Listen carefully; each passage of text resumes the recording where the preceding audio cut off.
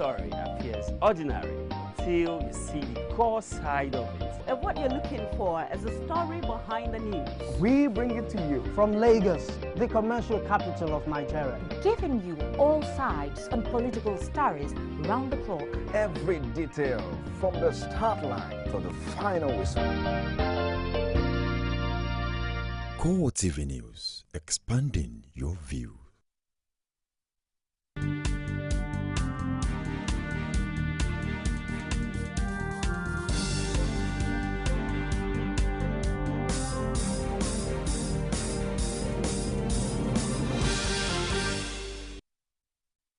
Thanks for joining us on CoreTV News this hour. I am Nifemi Oguntoye. The Nigerian Army has set up a 10-member General Court-Martial to try 97 soldiers for mutiny. It also fixed October 15 for the commencement of trial. President of the newly inaugurated court, Brigadier General Musa Yusuf, revealed that 15 officers are part of the 97 soldiers listed for trial. He also assured Nigerians that the soldiers will get fair hearing. A total of 97 accused persons are listed for trial by this court-martial for various offences. The offences for the purpose of this trial could be conveniently grouped into mutiny, assault, absent without official leave, housebreaking, conduct prejudicial to good orders and service discipline, offences relating to service property, among others, with a total of 97 accused persons. In line with the provision of Section 35, subsection 5 of the 1999 Constitution of the Federal Republic of Nigeria as amended, every one of you shall be presumed innocent by the court until it is proved otherwise.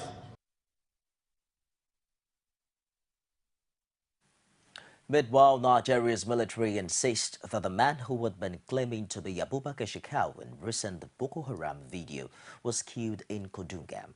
Defense headquarters said this in its immediate reaction to a new video released by the group to disprove Shekau's death. It added in a statement posted on its website that the resemblance of the corpse to the man in the video was incontrovertible. The military added that his identity was also corroborated by people who knew him before it announced his death.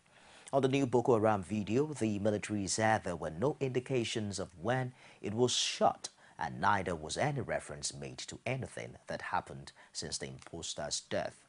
It noted that it still stood on claims made in the video, but also reaffirmed that justice will be served to anyone bearing the name or designation of Abubakar Shekau. A neighborhood security outfit, the Lagos Watch, on Thursday hosted a security gathering at the Makinde Police Division in the state to complement the crime-fighting efforts of the Nigerian police. Anita Fatunji has more.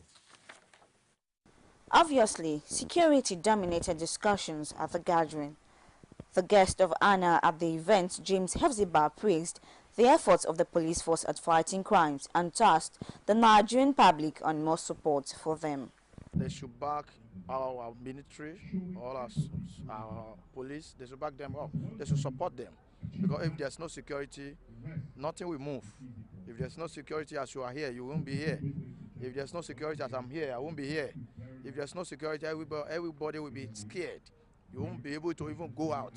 If there's no security, no market. If there's no security, no business. If there's no security, even the church will have problem because nobody will like to go out. So that is why security should be the first thing in our mind and is our business. Speaking on the state of insecurity in the country, a forensic and security expert, Tari Etete, and one of the awardees, Innocent Echefu, says security is a collective responsibility for all and should not be left to the government alone. The incident involving the girls till today is something that weighs very heavily on the collective conscience of us as Nigerians. But then you ask yourself, there is a history behind all this. So the task of governance, the security is inherent in the philosophy of governance. Now you ask me, what do you mean by that? I can assure you that if you wake up in the morning and you have access to 3 square meals and your pocket is full, you don't have time to think of things that will cause insecurity. So what is the essence? The essence is to make people understand that government alone is not everything. Government cannot come to your house and do security for you. Security and security is the business of all of us. All of us, especially the community, should join hands with the police and assist the federal government in their own effort, because they are making a lot of effort. You can see that in Nigeria budget, security is the largest. So government is trying their best. What is left is for us to join hands and make sure that we live in peace. We should be our brother's keeper. And based on this, we are calling on Nigerians to empower their fellow Nigerians, because where there's hunger, the crime will rise. The major thrust of the gathering, in the words of organizers, is for Nigerians to cooperate with members of the Nigerian public force as at when due, especially in the area of information sharing.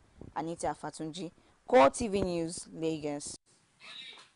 One of the presidential aspirants in the All Progressives Congress, Sam Unda Isaiah, is not convinced that the Jonathan administration is doing enough to stop the lingering insurgency and corruption in the country.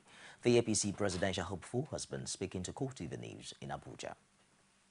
What we have been doing so far is to react to Boko Haram, not to have, we don't have a strategy.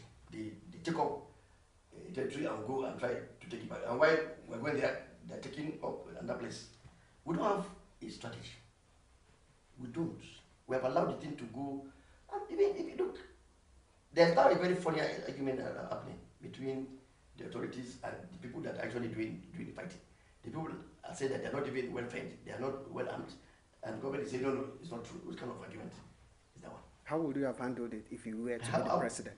If I am a president, and I'm talking about big ideas, why do you think that I'm going to condone, or there will be this kind, there will even corruption? And let me tell you this: fighting corruption is not magic. If you punish those that are involved in corruption, and not to come and split hairs and try to define that there is a difference between stealing and corruption. The onslaught of the judiciary in Ekiti State by the political class has been condemned by the Nigerian Bar Association Ikeja. Oluwaseyi Adegoke report in this session. Last week's violent assault on the Ekiti State Chief Judge and the state judiciary was received with shock across the country. Then followed the blame game as Governor Kade Fayemi and the state governor-elect Ayodele Fayose trade accusations for the better part of the week. The violence that followed also became a heated subject of debate outside Ekiti State. Chairman of Ikeja branch of the Nigerian Bar Association, Yinka Farombi, says the assault on the Ekiti Chief Judge and the state's judiciary is an assault on the nation's democratic institutions. Specifically, like we did say, what we are interested in is to make sure that the temple of justice is not destroyed. Because if it is destroyed, it means we have to be ventilating our grievances through cudgels, through cutlasses, through guns, through clubs. And we don't want that, because that will not lead us to anywhere. It will lead us to perdition, it will lead us to destruction. So we are saying today that NBA Ikeja is opposed to anything whatsoever that will cage the judiciary. The General Secretary of the Ikeja NBA, Seyo Laumi, is concerned about the implication of the violent action on the Ekiti judiciary and beyond the state. He wants those found culpable in the Ekiti Unpleasant Act punished to serve as deterrents for those hoping to take the nation's judiciary for a ride in future. The unfortunate incident at Ekiti is dangerous for our democracy. You see, you hear of the houses of assembly, of the House of Rep and the Senate fighting, but the judiciary, I mean, when thugs now invade courts and beat up judge, what next do we expect? It's very dangerous for the Nigerian society. It's very dangerous for the democracy that we enjoy today. And if this matter is not given the attention that it deserves, it's going to be very unfortunate. The Ikeja NBA has for this reason called on the relevant authorities to deal decisively with everyone connected with Ekiti Malay. And back in Ekiti State, civil servants have embarked on an indefinite strike over the non-payment of their salaries by the state government. The workers under the aegis of the Joint Negotiation Council say the action is necessary after several failed promises by the state government to settle their August and September salaries. The state government described the strike as needless and promised to pay the salaries as soon as possible. Rashid, who has been monitoring the situation, filed in this report.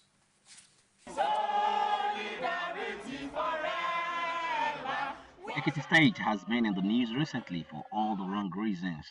The industrial action by civil servants over non-payment of August and September salaries is another which adds to the list. All ministries, agencies and departments were under lock and key as the executives of the Joint Negotiation Council ensured compliance by forcing unwilling civil servants out of their offices. The spokesperson for the NJC says the government has reneged on its promises to workers. Salaries of Ekiti State workers, civil servants, both in the public sector and the civil service, are not being paid. August, September, and we have deduction July, August, and September. And we've been patient for some time. We're expecting that the money will be paid, and it was not paid. And we're quite aware that the allocation for July, August, and September has been received by the state government. The state government, through the head of service, Bonifa Musaya, and Commissioner for Information, Tayo Ekundayo, however, say the delay experienced is not in its character.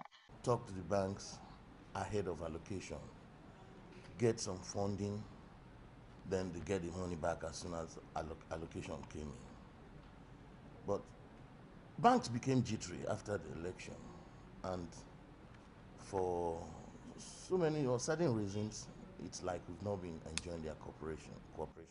Because of this transition period, we found out that the opposition party gave instructions to the banks that we were dealing with not to oblige us with this bridge loan that we accessed in the past.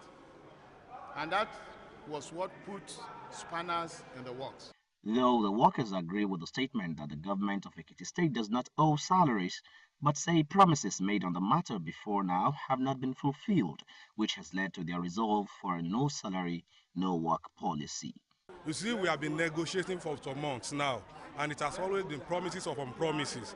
But now that we have realized that there is no sincerity in the promises being made by the government, we have no other alternative than to embark on this strike. The government, however, called on the workers to resume, assuring that salaries will be paid soon.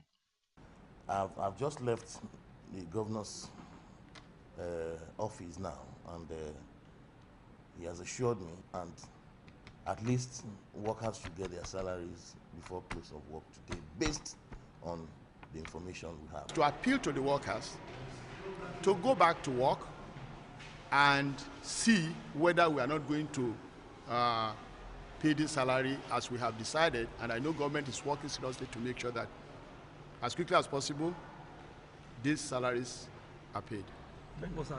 But time will tell if the issue will be resolved quickly so that workers can resume for duties. Rashid, CoreTV News, Ado Ekiti. You're watching CoreTV News on the hour. We'll be back shortly with more stories. Stay with us.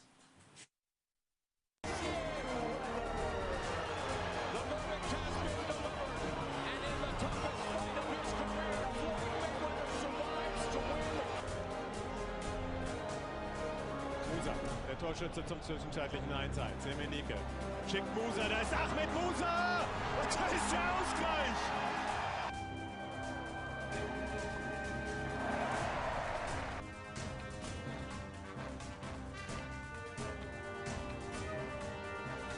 It's a beautiful Saturday evening in the city of Lagos. Off the turn, Phelps had it, but then Matsui kept going. Finals. 5 to shoot. Leonard does.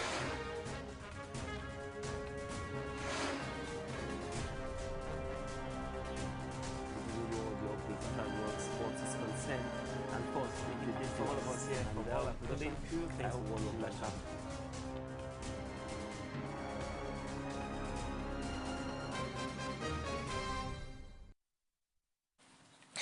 Thanks for joining us again. Ondo State Governor Olusegun Mimiko has formally defected from the Labour Party to the People's Democratic Party in spite of his initial denial of the move. He made the formal declaration at an event presided over by Vice President Namadi Sambo at the Presidential Villa in Abuja. The governor said his decision to return to PDP was the fallout of the consultations he made with major stakeholders in the state.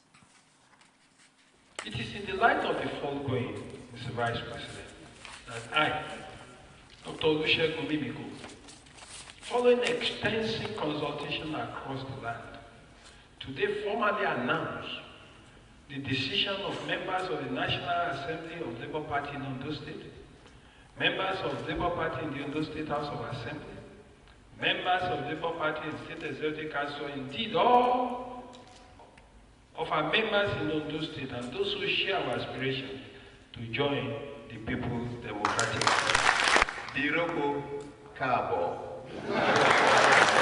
PDP. PDP. PDP Joe. PDP Joe.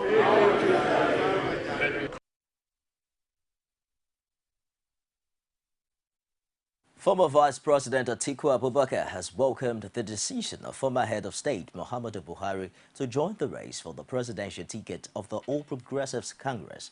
Atiku said in a press statement personally signed by him that he also looks forward to confronting him in an open, free and fair contest. He noted that the task of rescuing Nigeria is a duty all APC leaders are committed to, especially as the country has floundered for far too long. The former vice president insisted that himself and Buhari share a common concern about rescuing the country from the PDP. Meanwhile, the People's Democratic Party has held a rally in Yola, the Adamawa state capital, to canvass for votes for the governorship candidate, the acting governor of the state, Amadu Umaru Fintiri. Correspondent Mattis Dixon was there and filed in the support.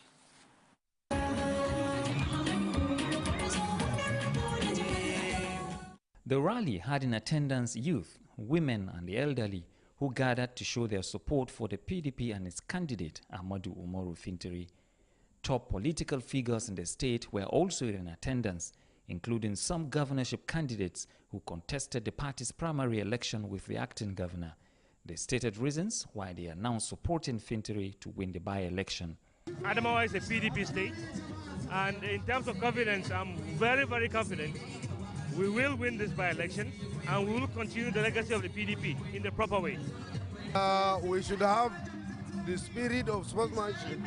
When you lose, it's not the end of life. You should support the person who has won, especially when you are in the same political party. Of course, the person who has won has been my speaker, is the acting governor. For sure, we will support him to make sure that he wins this election hands down. While addressing the rally, the state party chairman, Joel Madaki, encouraged the people to vote massively for the PDP. The acting governor, Umaru Fintiri, thanked the people for turning out to show their support to the party. He frowned at the politics of religion and ethnicity, insisting that he will ensure that infrastructural development receives the attention of his government. Martins Dixon, CoreTV News, Yola. Former Minister of the Federal Capital Territory, Nasir El-Rufai, has declared his intention to contest for the Kaduna State governorship seat on the platform of the All Progressives Congress. El-Rufai hinged his decision on his desire to rescue the state from what he termed bad leadership and economic backwardness. The former minister made this interest known shortly after presenting 16 branded vehicles to the APC leadership in the state ahead of the 2015 elections. He argued that the People's Democratic Party has nothing tangible on ground in Kaduna State to show for being in power for over 14 years. We'll take another break and I'll be back with more. Don't go away. You can now watch CoreTV News live from anywhere in the world on our website www.coretvnews.com. Click on Live TV on our website and watch us live. And welcome to CoreTV Primetime Days. To follow us on Twitter, click on Twitter icon on our website. On Facebook, click on the Facebook and YouTube to see all our previous news production. You can also watch us live on YouTube. Click CoreTV, leave a space, then News. CoreTV News, a 24-hour news station. Welcome back. Hong Kong's chief executive Sin Leung says he will not resign amid calls from pro-democracy protesters for him to step down. But he said his government was willing to hold talks with the protesters. The protesters are angry at China's plan to vet candidates for the elections in 2017 and say they want full democracy. They have surrounded two key government buildings in the territory, but Liu warned them that they were breaking the law. At a news conference shortly before the protesters' midnight deadline for his resignation, Liu warned that attempts to move on or occupy government buildings will have very serious consequences. He said the territory's top civil servant, Chief Secretary Carrie Lam, would open a dialogue with student leaders as soon as possible. And that's it on CoreTV News this hour. Join us again at the top of the hour at 11 o'clock actually for more stories. Up next is Core Digest. Stay with us.